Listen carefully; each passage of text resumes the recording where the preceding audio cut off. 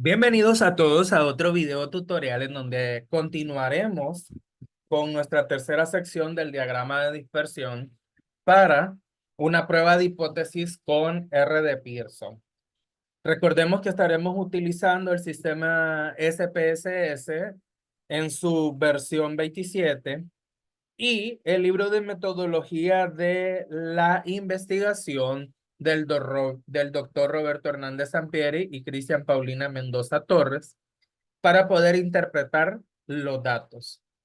Antes que todo, siempre es importante tener un poquito de teoría y conocer qué son los elementos que utilizamos para evaluar una prueba de hipótesis. Y dentro de ellos se encuentra el diagrama de dispersión, que es un modelo estadístico para estimar el efecto de una variable sobre la otra. Está asociado con el coeficiente R de Pearson y representa una extensión de este y asume causalidad.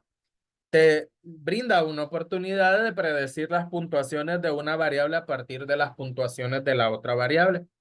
¿Qué quiere decir esto?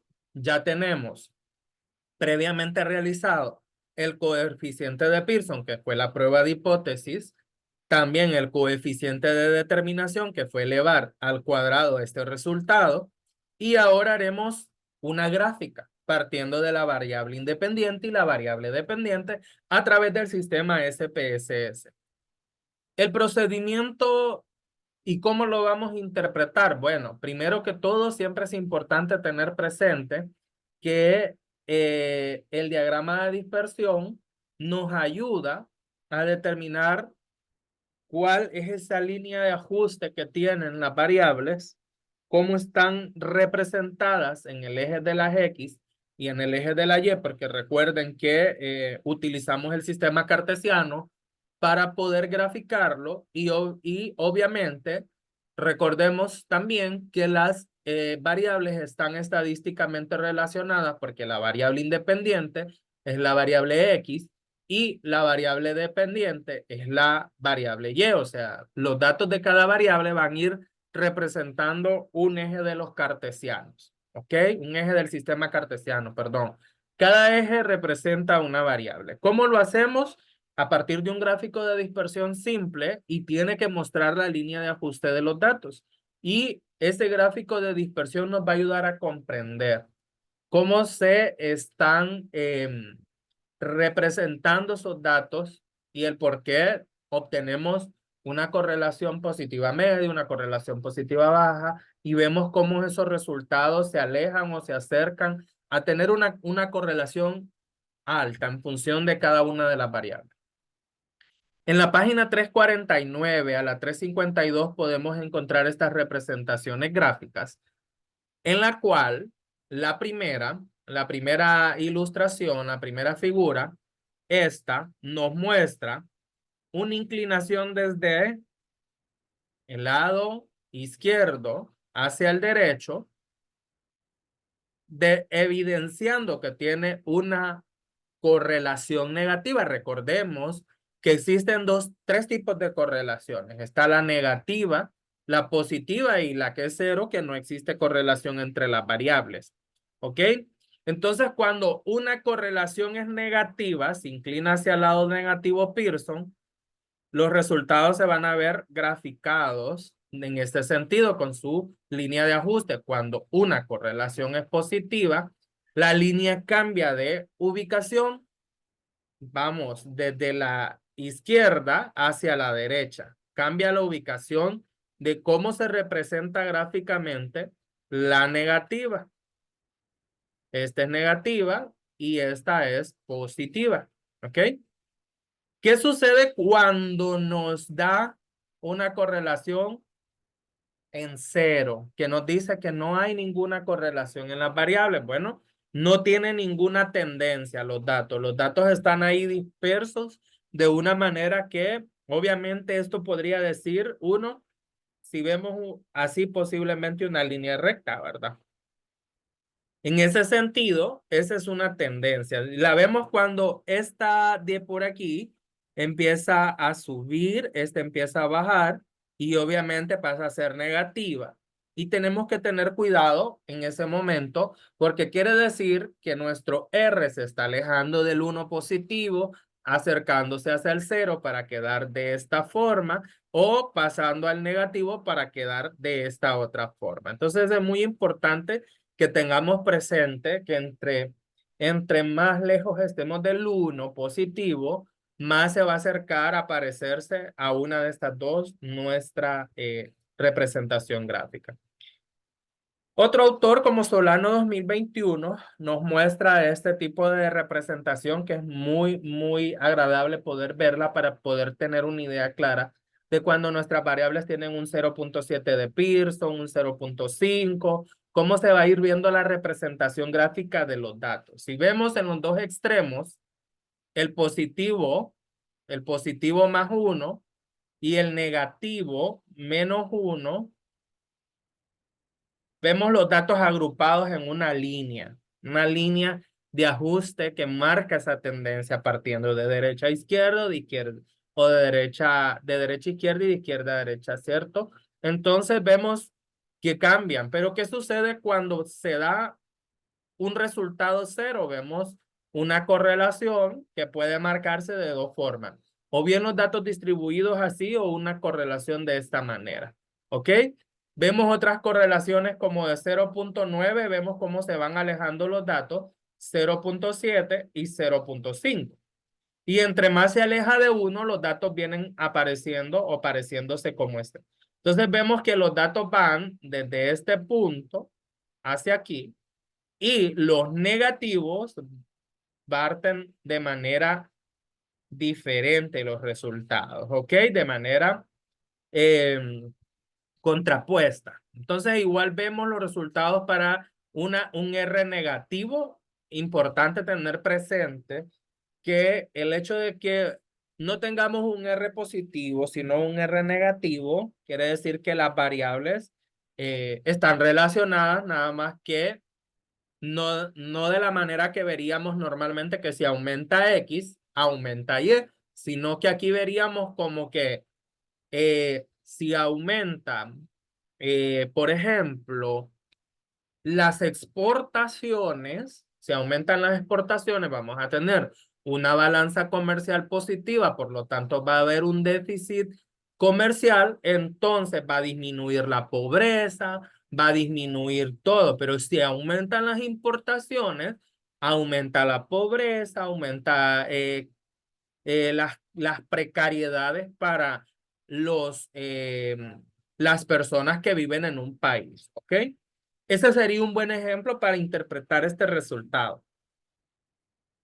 ¿Cómo lo obtenemos el diagrama de dispersión en el sistema SPSS? Bueno, a mí me encanta mucho hacerlo desde la sección de gráficos, cuadro de diálogos antiguos y dispersión puntos, dispersión simple. Tenemos que tener claro cuál es nuestro eje X y nuestro eje Y, cuál es nuestra variable independiente y cuál es nuestra variable dependiente. Y antes de pasar al sistema, importante ver que aquí en la página 349 empezamos a ver la parte de la regresión lineal y empieza en la parte inferior los gráficos y empiezan a explicarnos cómo poder relacionar la información. Así que es importante siempre tener un libro del cual guiarnos y esta es una muy buena opción. Ok, entonces ya abrimos nuestra base de datos, la cual hemos venido trabajando el mismo ejemplo, las mismas variables para no perdernos y no tener una diferencia. Entonces nos vamos al menú de gráficos, cuadro de diálogos antiguos y dispersión de puntos. Seleccionamos la dispersión simple, le damos definir, nuevamente clic derecho, mostrar los nombres de las variables y yo sé que mi variable independiente es logística de transporte y mi variable dependiente es importación. Nada más le damos a aceptar. Aquí tenemos nuestro gráfico, pero no nos aparece la línea de ajuste. Pero desde ya nosotros podemos ir viendo que nuestra dispersión es positiva. Vemos acá la dispersión de los datos positivos, porque si fuera negativo vendría de aquí hacia acá la dispersión. Pero vamos viendo que el resultado fue positivo. Claro, porque nos dio una correlación positiva media y un 31%, que la relación de las variables en ambas vías está bien determinada. ¿Ok? Veamos, entonces, hacemos doble clic izquierdo y esperamos que nos aparezca este nuevo cuadro que se llama editor de gráficos. Y por aquí vemos este icono que se llama añadir línea de ajuste total. Al elegirla, ya aparece la lineal, ¿ok? Entonces solo le damos cerrar y ya nos aparece nuestro gráfico, listo para ser interpretado, ¿ok? Una vez obteniendo el resultado, nosotros podemos decir utilizando la misma hipótesis que hemos venido usando, esta ya sería nuestra figura 1. Obviamente, pues cuando ustedes hagan su trabajo, van a enumerar de acuerdo a la normativa APA sus datos, no que va a ser la figura 1, ¿cierto? Decimos que ese es el diagrama de dispersión de la hipótesis general de la investigación. Tenemos nuestra nota y la interpretación. Siempre es importante que hayan interpretaciones de todo lo que hacemos, porque los lectores tienen que saber qué significa lo que ven. ¿Ok? Entonces nos vamos a nuestra tesis que tenemos aquí elaborando. Tenemos nuestro capítulo, ya tenemos nuestra primer prueba de hipótesis. Vamos a decirle aquí qué es la hipótesis general de la investigación. Vamos a actualizar estos datos y ya tenemos nuestra prueba de hipótesis con su interpretación, ya tenemos nuestro coeficiente de determinación con su interpretación y ahora vamos a establecer nuestro gráfico, ¿ok? Yo generalmente estos gráficos me voy aquí a la sección de formato y les digo detrás del texto para poderlo manipular a un tamaño que se vea y centrarlo y ya no me va a afectar mi texto. Ahora, ¿qué me dice la normativa APA? Que toda imagen, figura, ilustración, fotografía, etcétera, gráfico que yo inserte, tengo que nombrarla. Entonces yo me voy al menú de referencias, insertar título y ahora será una figura. Figura 1, gráfico de dispersión, hipótesis, HG. Recordemos que tenemos que mantener presionado, nos ubicamos a la par de la G, Shift presionado y Enter para que nos brinde futuramente, ya lo vamos a ver al final de este video, los índices de gráficos y de tablas correctamente. Entonces yo le quito a la viñeta de figura, le quito la sangría porque no lleva, al título le quito negrita y le agrego cursiva de manera manual y ya me queda como indica la normativa APA. Vuelvo a tomar la nota de esta sección porque es la misma nota, porque sigo utilizando los mismos datos, sigo utilizando la misma información y de ahí viene todo, ¿ok? Partiendo de esto, yo ya tengo mis tres apartados.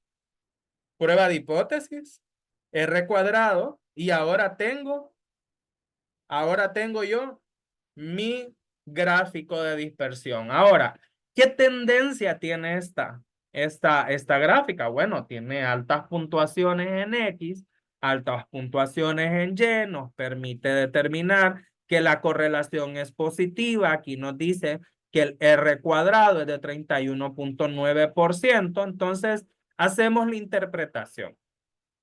La figura 1 evidencia que el diagrama de dispersión presenta una tendencia ascendente, porque es ascendente.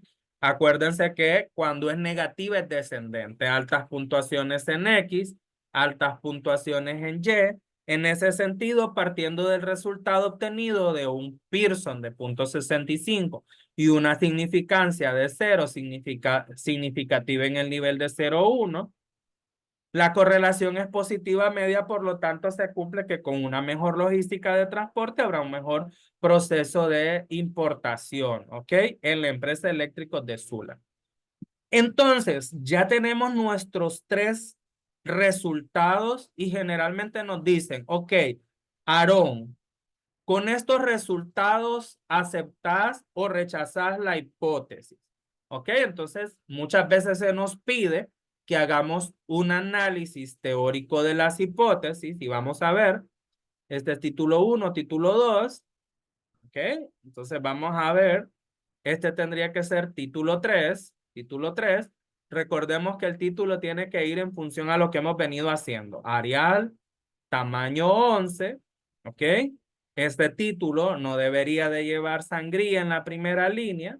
Vamos a dejar en cero los espaciados, interlineado doble, y ahí está. Ok, lo que me faltó es que el título 3 sí lleva cursiva, ¿ok? Según la normativa APA. También este tiene que ir título 3 porque nace de un título 2. ¿Ok? Ya tenemos nuestros dos resultados principales que nacen de esta prueba de hipótesis y ahora podríamos decir si aceptamos o no una relación entre estas dos variables.